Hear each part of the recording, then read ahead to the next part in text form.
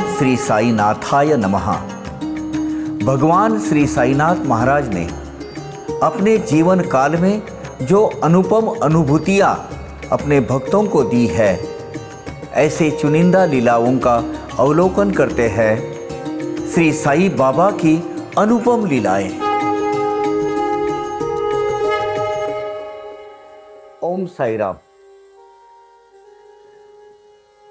आज की लीला बहुत ही चुनिंदा लीला उसमें से एक है और बाबा भगवान दत्तात्रेय गुरु के कैसे अवतार, उसके कैसे रेफरेंस मिलते हैं और कौन से स्वरूप में किस वक्त कहाँ किसको मिलेंगे, इसका कोई अंदाजा नहीं लगाया जा सकता है। ये रामराव देशमुख नाम के एक भक्त थे, अध्यात्म मार्गी। उनके साथ में उनके विलास तुरकर नाम के एक दोस्त और एक भालचंद्र नाम के दूसरे, ऐसे तीनों मिलके तरह तरह की तीर्थ यात्रा करते थे, तीर्थ क्षेत्र पर जाते थे। शिरडी में भी गए, वहाँ द्वारका माई, समाधि मंदिर, गुरुस्थान वगैरह का दूसरा दर्शन लिए। उनको रात भर वहाँ वो मुकाम किया उन्होंने और सवेरे सवेरे 5 बजे वो लेडी बाग में गए। अब लेडी बाग में वहाँ एक अश्वत्थ वृक्ष है, पीपल का वृक्ष है। ये पीपल का वृक्ष बड़ा, मतलब उसकी एक कहानी है। ये बिल्कुल ड्राई हो गया था, शुष्क हो गया था, अभी वो ऑलमोस्ट डेड हो गया था वो। लेकिन बाबा ने उसमें फिर से एक ऐसी टहनी लगाई थी उन्होंने, और वो एक इतना छोटा सा ऐसा एक लगा दिया था उधर, एक उसकी डांडी, उसकी कांडी, उसका एक लकड़ी का एक हिस्सा पीपल के। और फिर वो इतना बढ़ गया, बाबा ने उसको, आज वो नवग्रह वृक्ष लेडी बाग में नंदादीप है, नंदादीप के बाजू में जो है वो नवग्रह वृक्ष कहलाता है। इसका पुष्टिकरण कमा बाबा उन्होंने भी किया है। दूसरी एक लीला में उसका जिक्र आया है, वो मैं डिटेल में नहीं जाता हूँ। लेकिन हाँ, ये वृक्ष के बारे में बोलते हैं कि ये धीरे धीरे ये नवग्रह की जो शक्ति है बाबा ने उसमें डाल दी थी। इसके लिए इसके आप जाएंगे वहाँ, जब आप एक परिक्रमा करेंगे, उसकी प्रदक्षिणा करेंगे, तो उसके अंदर उसको 9 रूट्स है।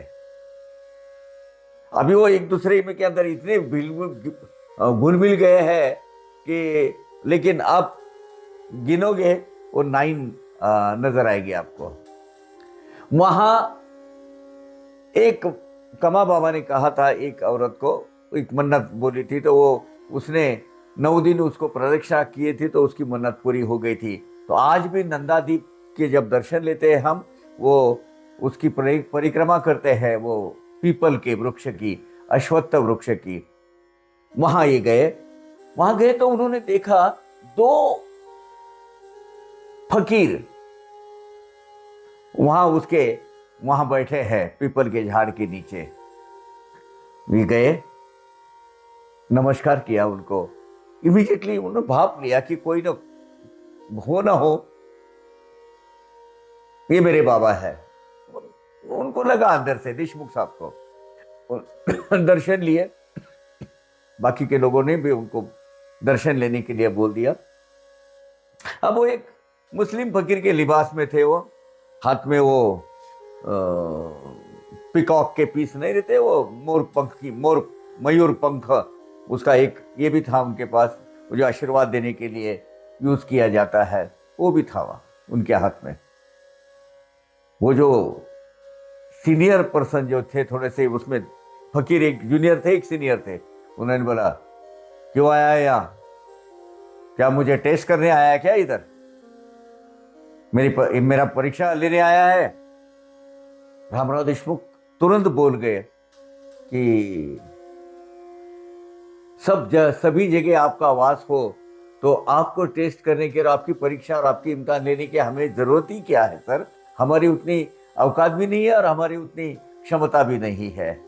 बस आप ओमनी प्रेजेंट हो चारों तरफ। उन्होंने बाकी के दोनों को भी बोला, अपने जो दोस्त है विलास तुरकर और भालचंद्र जी को भी बोला कि नमस्कार करो। तो तीनों ने नमस्कार किया। इन्होंने अपने वो आशीर्वाद स्वरूप वो पीकॉक का जो है ना वो बंच, उनको उनके ऊपर डाल दिया। अच्छा होगा, कल्याण होगा, बोले जाओ। तो वो वहां से निकले। फिर रामराव देशमुख बोले, आपने देखा, बाबा को देखा क्या? तो बोले नहीं, अभी जो हमने जो दर्शन करके आए हैं वो जो दो बैठे थे उसमें से एक बाबा थे और दूसरे अब्दुल बाबा थे। भगवान सिर्फ वहां मस्जिद में या द्वारका माई में या समाधि मंदिर में नहीं बैठे हैं। भगवान साईनाथ का वास चारों तरफ है, हर जगह वो मौजूद है। आपको देखने की दृष्टि चाहिए। इस बात पे मैं तुम्हें याद दिलाता हूं। बोले ये कैसे हो सकते हैं?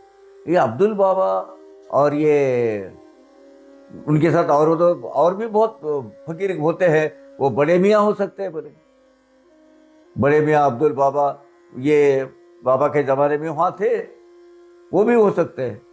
तो बोले उसकी भी हकीकत है इन दोनों की, आपको सुनना है? हाँ, श्रीपाद श्री वल्लभ चरितामृत के आप 18th चैप्टर में दो ब्राह्मीण का भेष में दो आदमी, शंकर भट्ट जिन्होंने श्रीपाद श्री वल्लभ प्रभु जो दत्तात्रेय के फर्स्ट इनकारनेशन है उनका जो जीवनी लिखी है, और जीवनी में उन्होंने अपना एक्सपीरियंस लिखा है शंकर भट्ट ने, कि मैं दो ब्राह्मणों के साथ बाबा इनके पास गया, श्रीपाद श्री वल्लभ प्रभु के पास, और उनके दर्शन लिया, तो साक्षात साष्टांग नमस्कार किया, और वो ब्राह्मणों को भी बोला कि तुम दर्शन ले लो। तो वो जरा हिचकिचाए। इतने में श्रीपाद श्री वल्लभ बोले, ये ब्राह्मण नहीं है, ये मुस्लिम है, ब्राह्मण के वेश में मुस्लिम है, और ये गाय का मांस और सब खाते हैं, इनको मैं दर्शन लेने नहीं दूंगा। वो समझ गए, एकदम भली बात समझ गए। हाँ, बोले हम लोग मुस्लिम हैं और हम बीफ और काऊ का ये सब खाते हैं, हरी खाते हैं, और ये तो अवतारी पुरुष है हम तो उन्होंने फिर उनकी अभिवादन स्वीकार किया। हालांकि उनको नजदीक नहीं आने दिया, अभिवादन स्वीकार किया। तो फिर उन्होंने उनको आशीर्वाद दिया, दोनों ब्राह्मण के भेष में आने वाले मुस्लिम को, चिंता नहीं करो, इस जीवन के आखिरी तक आपको अन्न वस्त्र की कभी कमी नहीं रहेगी, आप हमेशा आप सुखी और आनंदी रहोगे। और आगे चलकर जब मैं साईं बाबा के स्वरूप में मेरा अवतार होगा दिशिला नगरी में, उस वक्त दिशिला, शिरडी का नाम दिशिला था, दिशिला नगरी में मध्य भारत में, तब आप मुस्लिम फकीर के स्वरूप में मेरे साथ रहेंगे। एक का नाम बड़े मियाँ रहेगा और एक का नाम अब्दुल बाबा रहेगा,